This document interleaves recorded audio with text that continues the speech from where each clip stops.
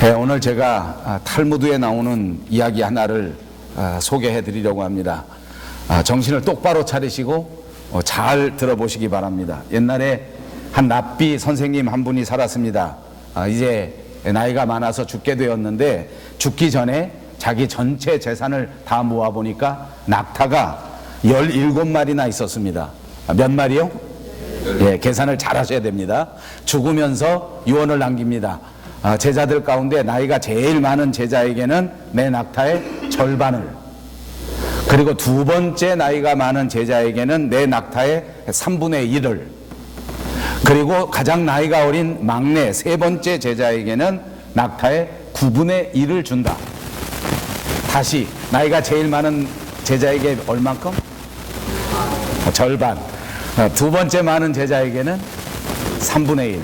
그 다음에 마지막 제일 어린 제자에게는 뭐요? 9분의 1. 누가 8분의 1이라고 그러셨어요? 그랬어요? 예, 알았어요. 그 집안에도 평화가 깃드시기를 바랍니다. 오늘 우리 왕집사님 집에는 아름다운 평화가 강같이 흐르시기를 바랍니다. 찬양성을 너무 잘하셨어요. 감기가 아주 많이 드셨구나. 다시 제일 나이가 많은 제자에게 얼만큼? 절반. 두 번째, 세 번째. 예, 그리고 세상을 떠나셨습니다. 제자들이 이 선생님의 장례를 정성껏 다 잘 치루어서 잘 장례를 치르고 난 다음에 선생님의 유언대로 이 낙타를 나누어 가지려고 이제 계획을 하기 시작합니다.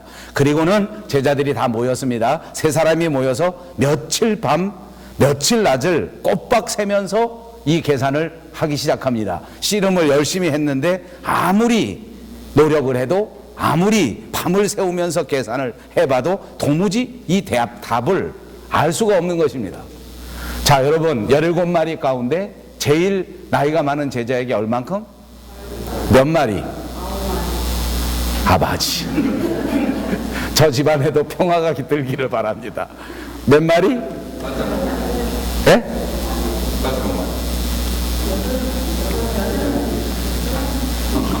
그 8마리일까요? 9마리일까요?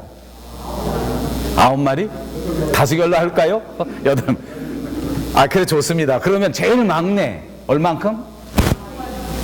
예? 이거 우리 교회 교인 맞아, 이거? 내가 이런 사람들하고 목회하고 있는 거야, 지금? 맞지. 예. 아무튼 아무리 계산을 해도 답이 안 나옵니다. 이제 제자들은 생각할 때, 이거 우리 선생님이 우리한테 죽으시면서까지 우리를 이렇게 괴롭게 하냐.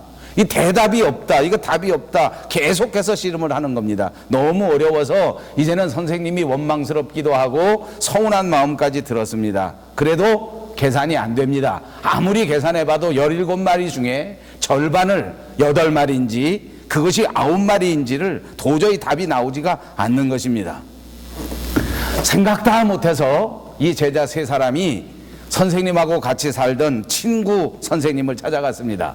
선생님하고 가깝게 지내고 늘 친하게 지냈던 분을 찾아가서 이렇게 그대로 얘기를 했습니다. 우리 선생님께서 이렇게 돌아가시면서 17마리를 남겨주셨는데 이 차 저 차 저 차 이 차 이렇게 나누어 가지라고 하는데 우리가 아무리 생각해도 이것이 계산이 안 나옵니다. 그랬더니 이 친구 선생님, 선생님의 친구 또 다른 선생님이 대답을 해주는데 이렇게 대답을 해줍니다. 우리 집에 있는 낙타 한 마리를 빌려주겠다. 가져가라. 몇 마리? 예? 18마리. 제일 나이가 많은 제자에게 절반. 몇 마리? 9마리. 두 번째 제자에게 얼만큼? 3분의 1. 그러면 몇 마리입니까? 6마리. 막내 제자에게 몇 마리? 9분의 1. 그럼 몇 마리? 2마리. 그러면 제일 나이 많은 제자 9마리 더하기 두 번째 제자 6마리, 여기까지 용량이 꽉 차지요. 그럼 몇 마리예요? 두 제자에게 15마리, 마지막 제자에게 2마리 주니까 몇 마리? 17마리. 그리고 한 마리 빌려줬던 거 다시 반납하니까 몇 마리? 17마리. 진짜 웃기지 않아요? 정말 재밌지 않습니까? 자, 아무튼 이렇게 며칠 밤낮을 헤매고 계산을 해도 풀리지 못했던 이 큰 숙제가 정말 간단하게 풀려졌습니다. 너무 쉽게 해결됐습니다. 저는 이 이야기를 여러분에게 오늘 처음 설교에서 전하면서 몇 가지 교훈을 받기를 바랍니다. 그 첫 번째는 물론 제가 말씀드리는 것 이외에도 여러분 스스로가 이 이야기를 들으면서 느끼는 느낌도 있고 교훈도 있을 것이라고 생각합니다만, 저는 그 중에 두 가지를 강조하고 싶습니다. 그 첫 번째는 세상에 풀리지 않는 문제는 없다. 내가 밤낮 며칠 동안 씨름을 하고 이게 17마리냐 절반이 8마리냐 9마리냐 밤을 새우면서 친구들과 더불어 그렇게 열심히 노력을 해서 이건 도저히 답이 없는 것이다, 이렇게 생각했지만 그러나 답은 있었습니다. 우리가 살아가는 인생 결단코 만만한 인생이 아닙니다. 태어나서 살아가는 동안 계속해서 우리 삶에서 우여곡절이 있습니다. 그리고 내 인생 가운데 결코 내가 쉽게 풀지 못하는 문제가 있단 말입니다. 그래서 어떤 사람들은 이 문제 때문에 파묻혀서 나는 도저히 이 문제를 해결할 수가 없다, 나는 도저히 이 삶에서 벗어날 수가 없다, 나는 정말 운이 없다, 재수가 없는 인생이다, 나는 이 문제 속에서 결코 해결받지 못할 것이다 라고 좌절하는 사람들이 있을지 모릅니다. 그러나 그분들 모두가 다 이 이야기 속에서 해답을 받으시기 바랍니다. 세상에 풀리지 않는 문제는 없습니다. 정말 간단하게 해결될 수 있는데, 그런데 나 혼자 끙끙 붙잡고 늘어지는 것입니다. 또 하나의 교훈이 있다면 그것은 이 인생의 문제를 위하여 찾아가는 것입니다. 그 선생님께서 한 마리를 더 해줬는데 아주 간단한 덧셈 때문에 이 문제는 완전히 깨끗하게 해결된 것입니다. 여러분, 우리 삶의 가장 큰 교훈입니다. 우리의 인생의 문제 가운데 한 가지만 더 하면 해결됩니다. 그것이 뭔지 압니까? 말씀입니다. 여러분의 인생의 가장 어려운 난관 속에서 믿음을 더한다면 여러분의 문제는 실타래가 풀리는 것처럼 그렇게 완전하게 깨끗하게 풀려질 줄로 믿습니다. 내 삶의 고통 가운데 도저히 헤어날 수 없는 그런 어려움 속에 있다고 할지라도 여러분의 삶의 문제에 사랑 한 가지만 더한다면 이 문제는 깨끗이 해결되는 것입니다. 여러분, 이 순간에 우리의 인생의 문제를 가지고 정말 이렇게 쉽게 해결될 수 있는 것을 믿음만 더하면 되는데, 말씀만 더하면 되는데, 소망 그것만 더하면 되는데 그것을 더하지 못한 채 나 혼자 끌어안고 끙끙대는 것은 아닌지 다시 한번 깊이 생각해 보시기 바랍니다. 옆에 분들과 인사합니다. 믿음을 더하시기 바랍니다. 다시 한번 인사합니다. 사랑도 더하시기를 바랍니다. 네, 성경 하나님의 말씀에는 우리가 살아가는 인생, 그리고 우리가 세상에서 만나는 세상의 모든 세상 만사가 영적인 전쟁이다, 이렇게 말하고 있습니다. 그래서 우리는 이 세상 살아가는 것이 영적으로 전쟁을 하는 것이기 때문에 우리가 생각하는 것처럼 우리 인생에서는 환경이 문제가 아니라는 것입니다. 내 삶의 스펙이 문제가 되는 것이 아니고 내가 처해져 있는 상황이 문제가 되는 것이 아니란 말입니다. 때로는 내가 가지고 있는 물질 때문에 이 모든 상황이 생겨졌다고 생각할지 모르지만 그것이 아니라는 것입니다. 성경이 우리에게 가르쳐 주는 것은 우리의 인생, 우리의 세상 만사가 영적인 싸움이요, 어둠의 권세를 붙들고 있는 마귀 사탄과의 싸움이라고 가르쳐 주는 것입니다. 그러므로 저와 여러분의 문제는 영적인 문제입니다. 마귀의 문제, 사탄의 문제입니다. 그러므로 성경은 우리 그리스도인들은 예수 그리스도와 더불어 이 영적인 문제로 서로 전쟁을 해야 하는 영적인 전사라고 비유해 주는 것입니다. 그리고 우리의 대장은 예수 그리스도라고 말씀해 주십니다. 구약성경 여호수아서 5장에 보시면 출애굽한 이스라엘 백성들이 여호수아의 리더십 아래 드디어 적과 꿀이 흐르는 가나안 땅 문 앞에 섰습니다. 이제 드디어 약속의 땅에 들어가기 일보 직전입니다. 이제 위대한 지도자 여호수아는 이스라엘 백성들을 다 데리고 여리고 성 앞에 선 것입니다. 여러분, 그 순간 그 상황을 한번 머릿속에 그려보시기 바랍니다. 이제 드디어 40년이 넘는 광야 생활을 다 지내고 이제 드디어 하나님의 약속 그대로 하나님이 주시는 땅 요단강 그 건너 그 앞에 바로 선 것입니다. 여리고성으로 들어갈 수 있습니다. 여리고성으로 이제 하나님의 말씀대로 하나님의 약속대로 그대로 여리고성을 차지할 수 있는 마지막 순간입니다. 그러나 이스라엘 백성들을 한번 상상해 보십시오. 이 이스라엘 백성들에게는 기쁨이나 또는 환희나 또는 이 모든 고생이 끝나고 드디어 하나님의 약속이 이루어질 것이다 라는 생각을 하기에는 환경이 너무나 녹록지 않았단 말입니다. 이스라엘 백성들이 노예 생활을 끝내고 여호수아의 지도대로, 모세의 지도대로 그렇게 약속대로 하나님의 말씀을 따라서 왔지만 그 인생길이 결코 평탄치가 않았습니다. 세상에 그 어떤 사람보다도 모진 인생을 지나와야 했었습니다. 외로움과 싸워야 했고, 고통 가운데 싸워야 했고, 배고픔과 더불어 가장 어려운 힘든 싸움을 싸워야만 했습니다. 이제 여리고성 앞에 서기는 섰습니다. 그러나 마지막 순간까지도 결코 우리가 쉽게 건널 수 없는 요단강이 우리 앞에 놓여져 있었습니다. 환경도 상황도 우리의 배경도 우리의 처지도 우리의 능력마저도 어느 한 가지도 믿을 수 있는 것은 없습니다.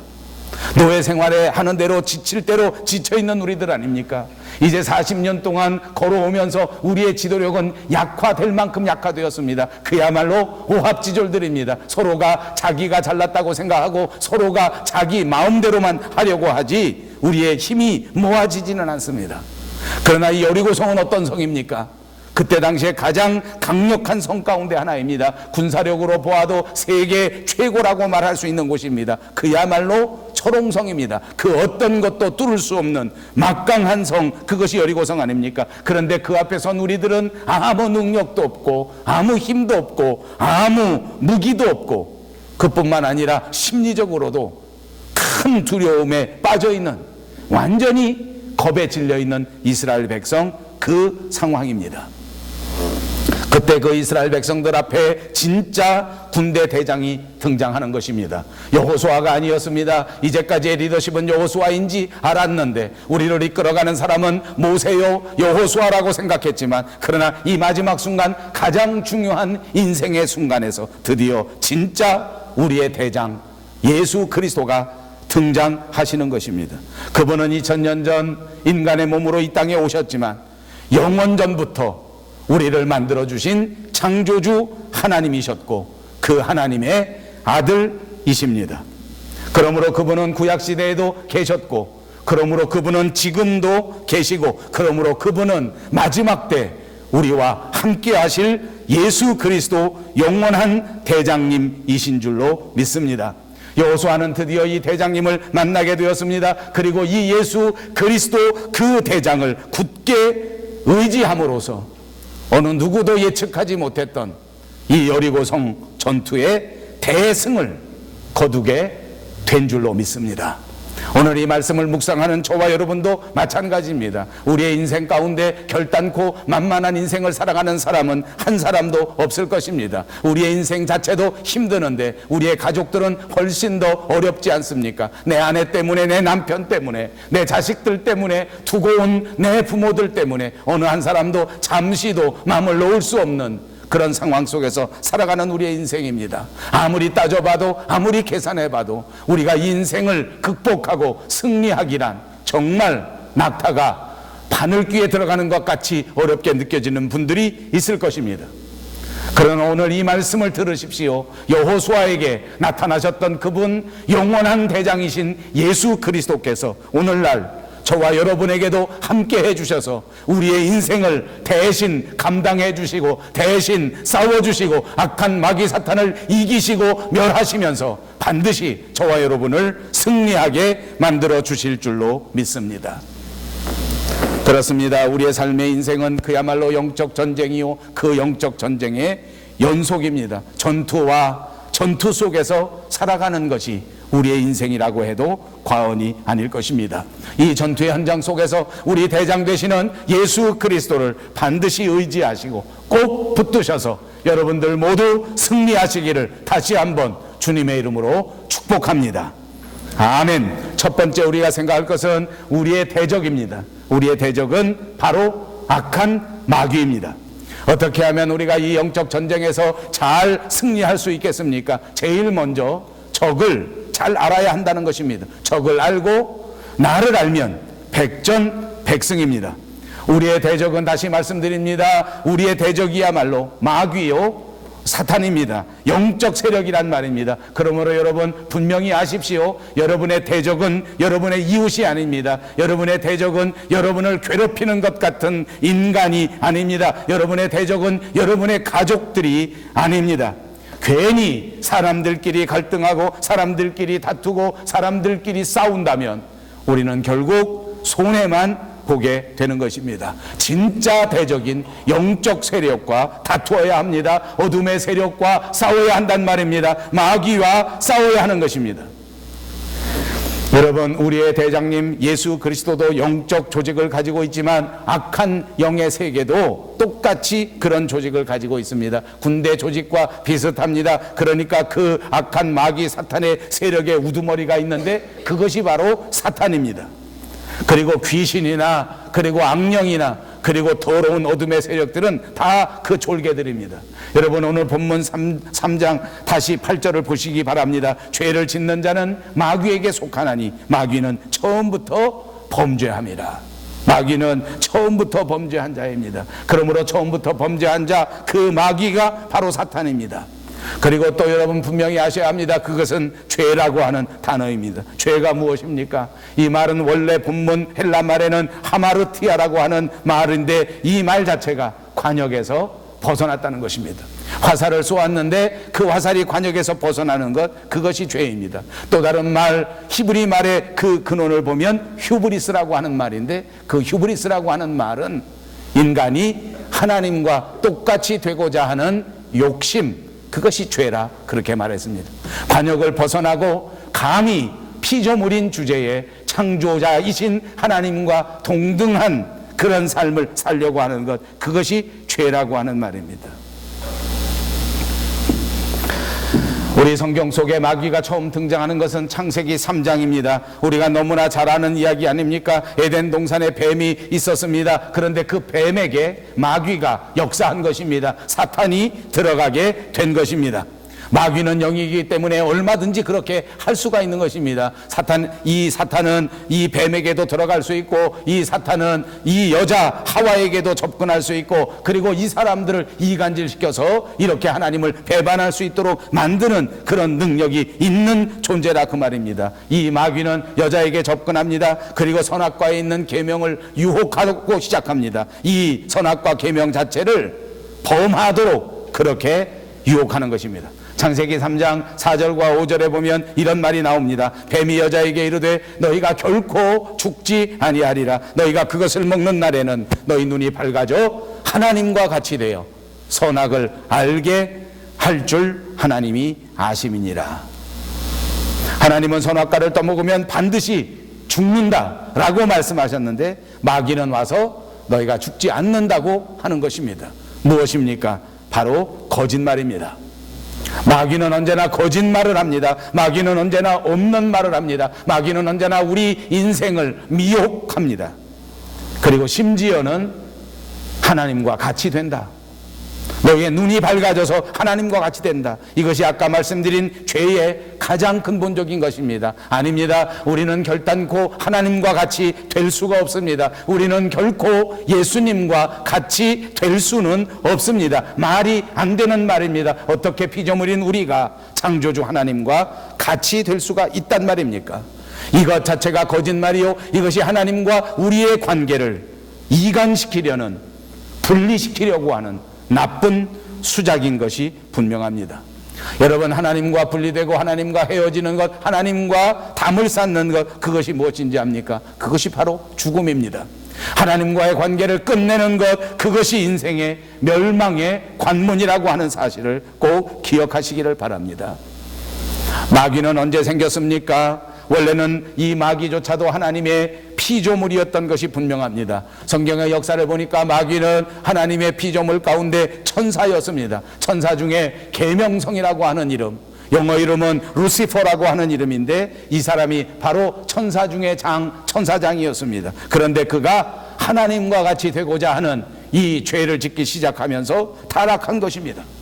그래서 그는 드디어 사탄이 되었고, 영적 전쟁은 바로 이 루시퍼, 이 천사장, 이 마귀 사탄, 그리고 그 졸개들인 귀신, 더러운 영들과 함께 싸우는 싸움입니다. 여러분, 우리 인생의 가장 큰 싸움은 영적인 싸움이란 말입니다. 우리 마음속에서 일어나는 영적인 싸움, 우리 세상 속에서 일어나는 더러운 영들과의 싸움, 이 모든 것들을 주장하는 악한 영들과의 싸움, 이 세상을 붙들고 있는 더러운 세력, 영들의 세력, 마귀 사탄의 세력과 싸운다고 하는 것, 이 싸움을 분명히 아시기를 바랍니다. 여러분은 이 영적 싸움을 싸워야 할 그리스도의 군사란 말입니다. 두 번째 중요한 것이 있습니다. 그것은 우리의 전쟁터가 어딘가 하는 것입니다. 여러분, 우리의 전쟁터는 매일매일 우리의 삶의 현장 속에서 이루어집니다. 정말 순간마다 모든 곳이 다 우리가 싸워야 할 영적 전쟁터입니다. 그런데 저는 오늘 이 시간에 크게 세 가지만 강조해서 말씀드리려고 합니다. 그것은 아주 중요한 전쟁터이기 때문입니다. 매일 싸우지만 모든 곳에서 다 이 더러운 세력들과 싸워야 하지만 특별히 이 세 가지 영역에서는 정신을 똑바로 차리고 싸워야 하기 때문입니다. 여기서 지면, 여기서 밀려버리면 우리는 도저히 소망이 없기 때문입니다. 첫 번째 전쟁터는 바로 우리의 생각입니다. 우리의 생각에서 매일같이 전쟁이 벌어지는데 이 생각이라고 하는 전쟁터가 얼마나 중요한지 마음속에 꼭 새기시기를 바랍니다. 마태복음 16장을 보시면 유명한 제자 베드로의 신앙 고백의 사건이 나옵니다. 주는 그리스도시요 살아계신 하나님의 아들입니다.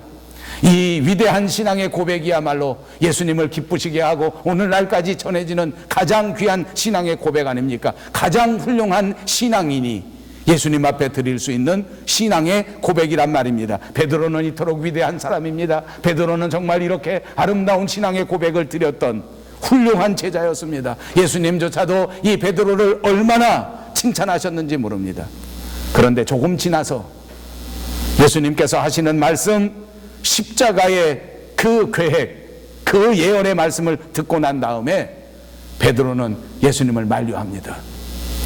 금방 주는 그리스도시요 살아계신 하나님이라고 고백했는데 무소부재하시고 모든 능력에 있어서 그 어떤 것도 하나님 뜻대로 이루실 수 있는 분이라고 전능하신 하나님이시라고 금방 고백해놓고 예수님이 십자가 지시겠다고 하니까 안 된다는 것입니다. 희생한다고 하니까 안 된다는 것입니다. 아프다고 하니까 안 되겠다는 것입니다.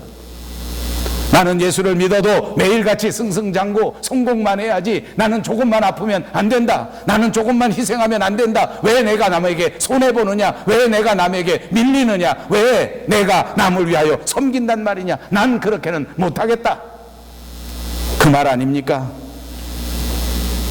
그때 주님은 베드로를 꾸짖습니다. 마태복음 16장 23절을 보십시오. 예수께서 돌이키시며 베드로에게 이르시되 사탄아 내 뒤로 물러가라. 너는 나를 넘어지게 하는 자로다. 내가 하나님의 일을 생각하지 아니하고 사람의 일을 생각하는도다. 하나님의 일을 생각하지 않고 사람의 일을 생각한다. 이 말이 무슨 말입니까? 생각 속에서 영적 전쟁이 일어난다는 것입니다. 저와 여러분의 매일매일 순간순간의 생각 가운데 이 영적 전쟁이 벌어지는 것입니다.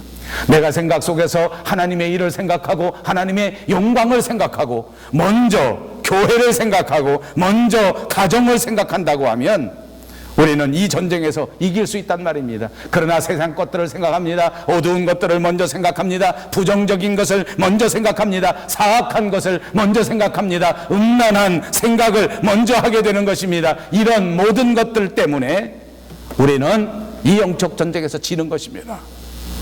여러분, 그러므로 이 생각이라고 하는 전쟁터, 이 전쟁터에서 꼭 승리하시기를 바랍니다. 어둠의 생각을 물리치십시오. 더러운 생각도 물리치십시오. 사악한 생각도 물리치십시오.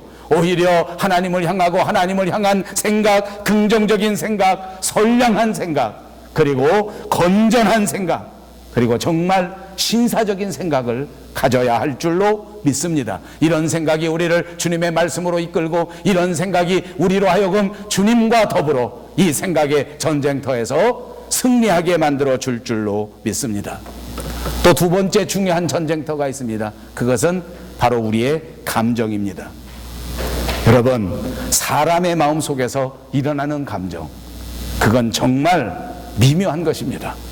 여러분 어떻습니까? 저도 감정이 있습니다. 저는 스스로 제 감정을 생각합니다.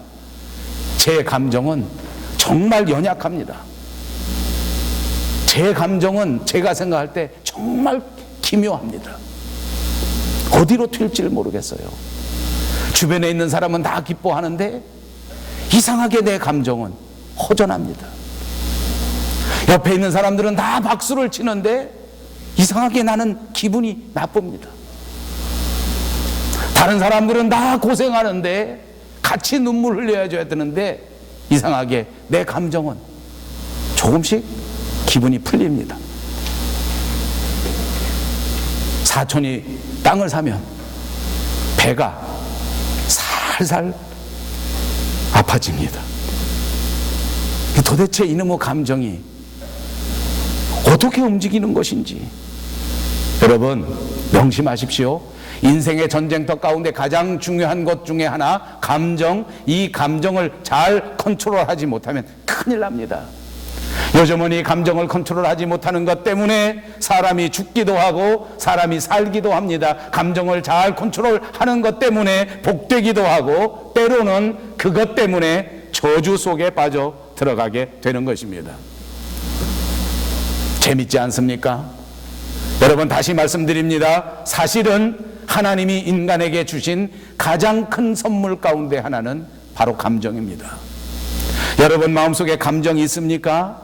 여러분이 가지신 그 감정 정말 여러분 인생의 가장 강력한 힘입니다. 어떤 것인지 압니까? 한 가지만 예를 들겠습니다. 바로 사랑입니다. 사랑이라고 하는 감정이 우리들 마음속에 있기 때문에 이것이 얼마나 강력한지 모릅니다. 사랑 때문에 살게 되고 사랑 때문에 죽게 되는 것 아닙니까? 사랑 때문에 참고 있습니다. 사랑 때문에 희생합니다. 이 모든 사람들을 움직이는 가장 강력한 힘, 그것은 바로 사랑이라고 하는 감정입니다. 사랑이라는 감정 때문에 아무리 힘들어도 미소를 짓습니다.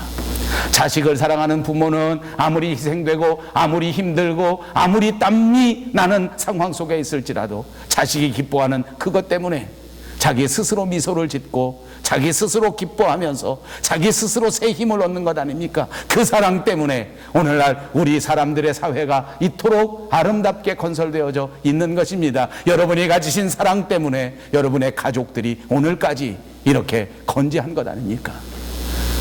그리고 보니 이 감정이야말로 하나님께서 우리에게 주신 가장 큰 선물입니다. 사람을 움직이는 가장 강력한 힘, 그것도 바로 감정입니다.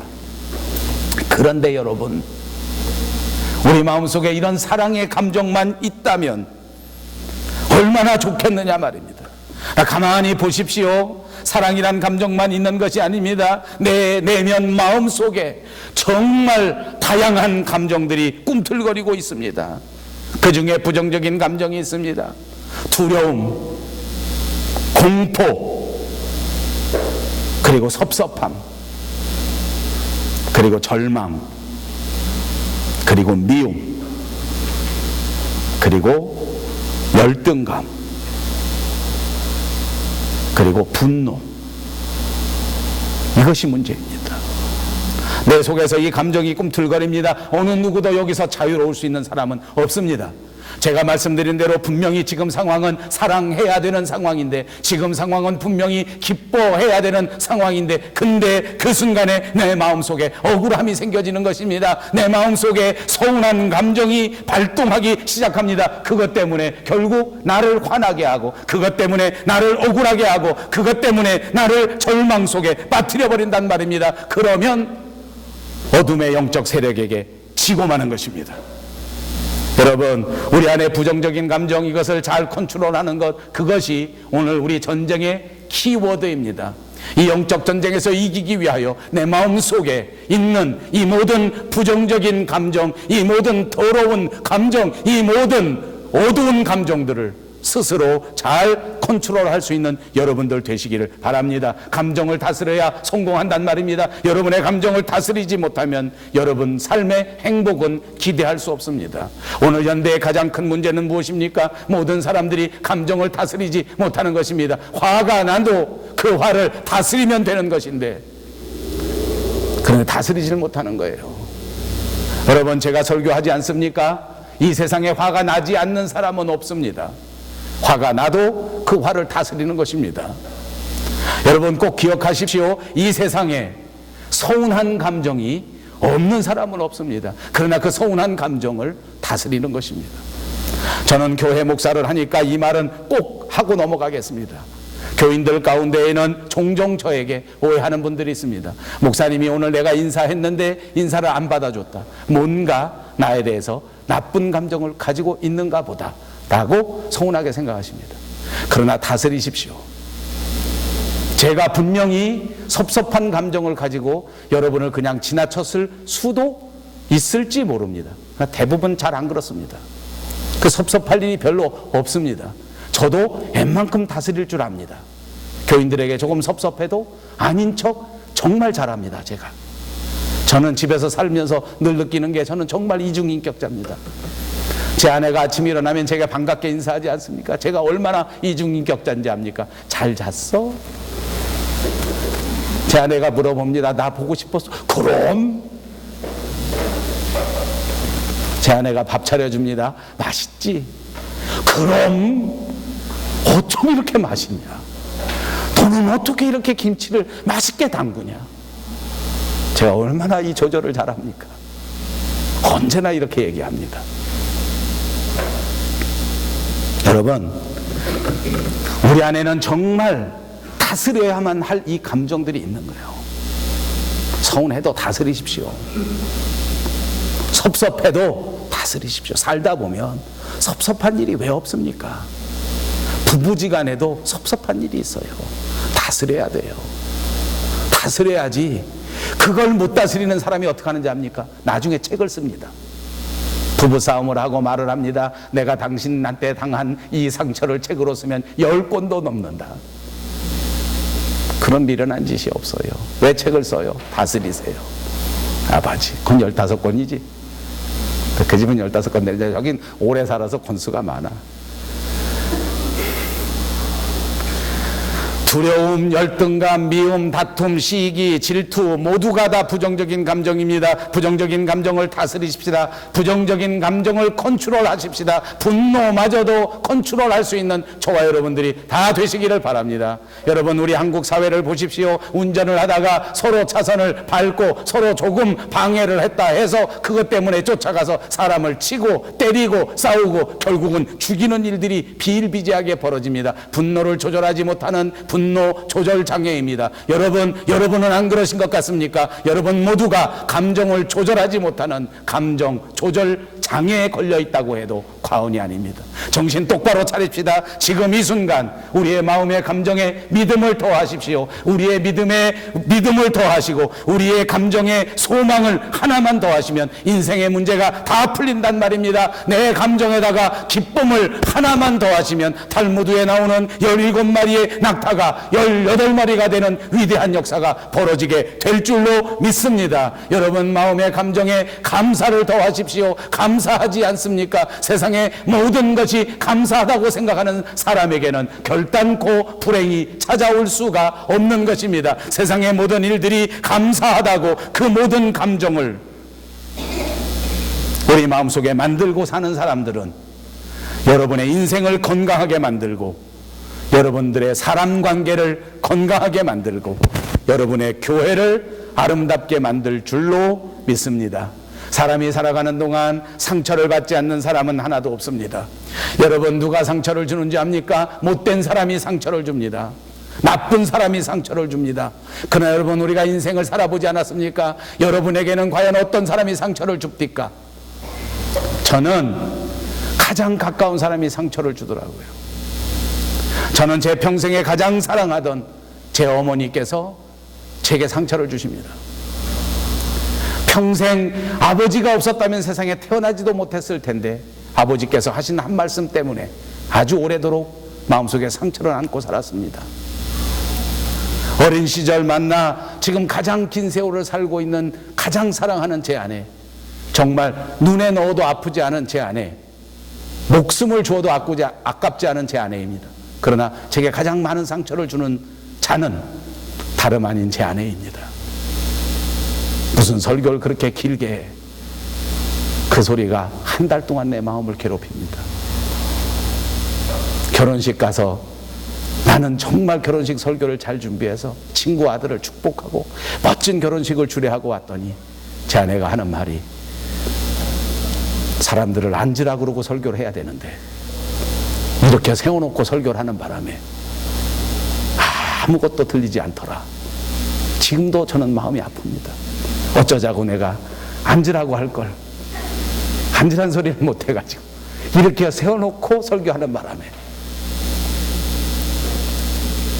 근데 여러분, 진짜 이 감정이 왜 이렇게 중요한 싸움터인 줄 압니까? 내가 이 감정을 알고 있으면 진짜 쉬워요. 어느 때 내가 이렇게 반응하는가, 어느 때 내가 내 마음속에 정말 기분이 나빠지는가, 이걸 알면 진짜 쉽습니다. 부부지간에 살 때도 그렇잖아요. 어느 때 내 아내가 화를 내는가, 어느 때 내 남편이 화를 내는가, 이걸 알면 백전백승이요, 싸울 일이 없어요. 다 행복한 가정이 돼요. 그런데 어느 날은 이렇게 했을 때 화를 내더니 어느 날은 이렇게 할 때 화를 내는 거예요. 미치겠어요. 근데 그게 남만 그런 게 아니야. 내가 그런 거야. 내가 이 말 왜 하는지 아세요? 여러분, 우리가 영적 전쟁을 하기 위해서 이토록 중요한 게 감정인데, 그러면 내가 왜 왠지 모르게 기분이 나빠지는지, 왜 왠지 모르게 속이 상해지는지, 왜 어느 때 불안감이 막 엄습해 오는지, 이걸 진짜 빨리 판단해야 돼요. 이걸 빨리 내가 감지해낼 수 있는 능력이 있어야 돼요. 그래야 여러분의 감정을 컨트롤할 수가 있습니다. 아, 이런 상황에 내몰리면 안 되겠구나. 아, 이런 상황에 가면 내가 화가 나는구나. 아, 이런 상황에 가면 내가 정말 억울하다는 마음이 막 생기는구나 하면 그런 상황을 피해 나갈 수 있는 지혜가 있어야 되겠다는 거예요. 여러분, 여러분의 감정이 어떤 것인가를 이걸 좀 어떻게 하면 이게 판단이 되는지 아세요? 말씀으로 묵상해야 합니다. 하나님 앞에 기도해야 됩니다. 그리고 잠잠히 주님의 말씀을 기다리십시오. 주님이 대답해 주실 것입니다. 여러분, 진정한 어른이 되고 진정한 성숙한 사람이 된다고 하는 것은 자기의 감정을 자기 스스로 다스리는 사람입니다. 감정을 다스리는 것이야말로 영적 훈련입니다. 감정을 다스리는 것이야말로 큐티 훈련입니다. 감정을 다스리는 것이야말로 기도인 줄로 믿습니다. 주님 앞에 기도하실 때에 여러분의 모든 감정을 분명하게 깨달아 알 수 있는 지혜가 여러분에게 넘쳐나시기를 주님의 이름으로 축복합니다. 또 한 가지 전쟁터가 있습니다. 진짜 신경 써야 되는 전쟁터, 그것이 언어입니다. 여러분, 우리가 말을 할 때에는 진짜 어떻게 말을 할까, 무슨 말을 할까 하는 그 순간에, 말을 내뱉는 그 순간에 진짜 여러 가지 생각이 내 머리를 왔다 갔다 하는 것입니다. 그렇지 않습니까? 내가 지금 머릿속에 여러 가지 생각이 왔다 갔다 하고 여러 가지 선택이 왔다 갔다 할 때 어느 말을 탁 선택해서 그 말을 하는 것입니다. 엄마가 아침에 일어나서 밥 먹어라, 밥 먹고 가야지, 아침을 먹어야 건강하단다. 그럼 여러 가지 어떻게 대답할까? 아, 그래요 엄마, 밥 먹어야 되는 건 내가 알지만 엄마가 일어나서 수고해 주시는 건 아는데, 아우 나 정말 입맛 없어, 미안해 엄마, 내일은 꼭 먹을게. 이렇게 하고 가면 돼요. 근데 순간적으로 막 왔다 갔다 하는 말 중에 아니거든? 이렇게 하고 간단 말이에요. 어떤 말을 어떻게 선택한 요 순간이, 이게 진짜 중요한 전쟁터예요. 딱 내가 말을 뱉는 순간, 진짜 이것이 순간적인 것인데 이게 영적 전쟁터라는 거예요. 그러니까 정말 말은 조심해야 됩니다. 정말 말은 잘해야 됩니다. 사랑하는 여러분, 축복의 말을 하는 여러분들이 되시기를 바랍니다. 긍정의 말을 하는 여러분이 되시기를 바랍니다. 사랑의 말을 하는 여러분이 되셔서 여러분도 살고 여러분의 이웃도 살리고 여러분의 가정도 살리고 여러분의 교회도 살리는 여러분들이 되시기를 주님의 이름으로 축복합니다. 반대의 말을 하고 부정적인 말을 하고 어두운 말을 하고 음란의 말을 하는 그 순간 여러분도 죽고 여러분의 이웃도 죽게 되는 것입니다. 다윗 같은 사람도 이렇게 기도하지 않았습니까? 여호와 하나님, 내 입에 파수꾼을 세우시고 내 입술의 문을 지켜 주시옵소서. 이번 주간 동안 저와 여러분이 이렇게 기도하시기를 바랍니다. 하나님 아버지, 내 입에 파수꾼을 세워주시고 내 입술의 문을 지켜주시옵소서. 그렇습니다. 이제는 정말 중요한 것이 실전의 문제입니다. 3가지 전쟁터도 말씀드렸습니다. 이제 구체적으로 우리가 영적 전쟁을 실전에 옮길 때에는 어떻게 해야 되는가? 가장 중요한 것이 있습니다. 그것은 바로 승리의 확신입니다. 여러분, 우리 남자 성도님들은 군대 갔다 오셨기 때문에 군대 갔다 온 사람 다 알 수 있을 것입니다. 여러분, 요즘에는 이제 모든 운동 경기 가운데 특별히 야구 경기가 포스트 시즌을 하고 있는데, 이 야구 경기라는 운동 선수들도 포스트 시즌에 오면 비슷합니다. 어젯밤에 보니까 17살 이하의 축구 선수 대표 선수들이 역사상 최초로 브라질을 이겼습니다. 국제대회 사상 FIFA가 이 국제 축구협회가 운영하는 대회에 나가서 브라질을 이겨본 것은 난생 처음입니다. 역사적으로 처음입니다. 여러분, 기술이 많이 발전했기 때문에 이겼습니다. 그동안에 걸출한 선수들이 많이 생겼으니까 이겼습니다. 그러나 사실은 가만히 들여다보면 기술 차이는 별거 없습니다. 토론토하고 텍사스가 포스트 시즌 디비전 시리즈를 하지 않았습니까? 우리 집은 정말 웃기는 상황이 벌어졌습니다. 우리는 추신수가 나와서 안타를 치니까 박수를 치고 아래 위로 펄쩍펄쩍 뜁니다. 그랬는데 조금 지나고 나서 토론토가 갑자기 점수를 냅니다. 우리 모두가 다 찬물 쫙 끼얹어서 어떡하나 하고 주저앉습니다. 그랬더니 우리 둘째 아들은 그때서야 일어나서 펄쩍펄쩍 뜁니다. 오케이, 굿잡! 이겼다는 것입니다. 여러분, 물론 토론토보다 텍사스가 훨씬 더 잘하고 텍사스보다 토론토가 훨씬 더 잘할 수도 있습니다. 그런데 그런 게 아니더라고요. 어떤 팀이 이기는 줄 압니까? 이긴다는 자신감이 있는 자들이 이기더라고. 운동 경기에 보니까 승리의 확신이 중요해요. 군대에 가서 보세요. 군대는 사기가 최고야. 내가 이길 수 있다, 내가 나라를 지킨다, 나 때문에 우리나라가 산다 하는 이 사기가 충천할 때 그 군대가 강한 군대입니다. 여러분, 영적 전쟁에서 이기려고 하면 어떻게 됩니까? 우리는 강한 군대다. 아멘. 우리는 하나님이 도와주시는 하나님의 사람이다. 믿습니까? 아멘. 나는 여러분들이 사기가 충천한 그리스도인들이 되시기를 바랍니다. 여러분, 그렇게 자신만만한 그리스도인이십니까? 한번 대답해 보세요. 여러분, 예수님이 여러분과 함께 하셔서 자신만만하게 세상을 이길 수 있겠습니까? 아멘. 아멘 좀 해봐요. 아멘. 시켜도 안 해. 나 같으면 아멘이 저절로 나와. 왜? 교회를 다녀도 밴쿠버 영성교회를 다니는데 아멘. 그렇지. 나는 너 없인 못 산다. 아버지, 이 많은 교회 가운데 이런 좋은 교회를 다녔는데 내가 세상에 진리가 있냐? 목사님 가운데 이렇게 좋은 목사님한테 설교를 듣는데 내가 정말 나가서 진리가 있냐? 아멘. 할렐루야. 억지로 시켜도 기분이 좋아. 셀린 집사님은 다음 주부터 권사 될지 준비해 이제. 여러분, 진짜 우리 대장 예수 그리스도가 나와 함께 하시니까 내가 이긴다. 정말 날마다 하나님이 나한테 말씀으로 충만하게 하시기 때문에 내가 어둠의 세력에게 나가 진리가 없다, 이까지 고난, 이까지 고통, 이까지 오해, 이까지 물질의 고통, 이런 거 내가 다 이겨낼 수 있다. 아멘. 사기가 충천하는 저와 여러분 되시기를 바랍니다. 다시 본문을 보십시오. 죄를 짓는 자는 마귀에게 속하나니 마귀는 처음부터 범죄함이라. 하나님의 아들이 나타나신 것은 마귀의 일을 멸하려 하심이라. 아멘. 예수님이 오신 것은 마귀를 이기기 위하여 오신 것입니다. 예수님이 오셔서 저와 여러분과 함께 하시는 것은 이 모든 더러운 마귀 사탄의 세력을 멸하려고 하신 것이란 말입니다. 그렇습니다. 주님이 대신 이 마귀 사탄을 이길 것입니다. 이 마귀 사탄은 예수님 앞에 참패할 수밖에 없을 것입니다. 예수님이 승리하셨고 예수님이 승리하실 줄로 믿습니다. 이것이 복음입니다. 이것이 하나님의 말씀입니다. 이것이 성경입니다. 이것이 기독교입니다. 마귀는 이미 십자가에서 예수님 앞에 패배했습니다. 여러분, 제가 지난 주간에 신문에 보니까 우리 한국에서 군대에서 어느 병장 한 사람이 자기 밑에 있는 사람을 괴롭혀서 하도 괴롭히다 누굴 죽였습니다. 그래서 그것이 잘못이 됐다고 해가지고 이 사람을 잡아다가 군사 법정에서 재판을 하고 그리고 군사 감옥에다 가두었습니다.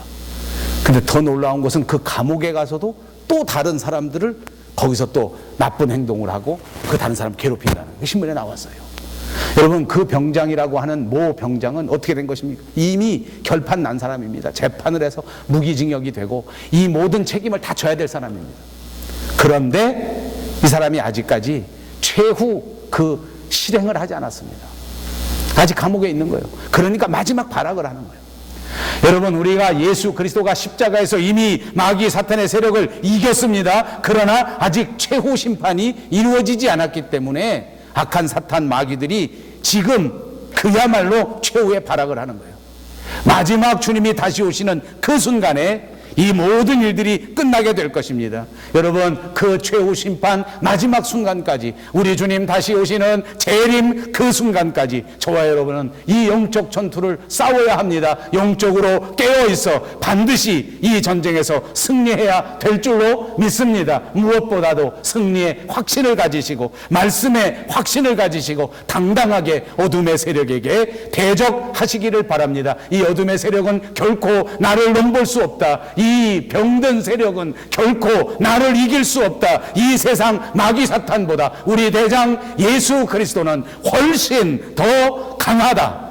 예수님과 비교가 되지 않는다. 베드로전서 5장 8절에 보면 근신하라 깨어라 너희 대적 마귀가 우는 사자같이 두루다니며 삼킬 자를 찾나니 우리는 믿음을 굳건하게 하여 그를 대적하라. 믿음을 굳건하게 하셔야 합니다. 믿음을 더하셔야 합니다. 사랑도 굳건하게 하십시오. 소망도 굳건하게 하십시오. 그리고 우리 주님을 의지하여 이 모든 세상에서 반드시 당당하게 승리하셔서 이 세상 살아갈 동안 주님을 기쁘시게 하는, 영광 돌리는 저와 여러분 모두가 되시기를 주님의 이름으로 축복합니다. 기도하겠습니다. 자비하신 우리 하나님 참 감사합니다.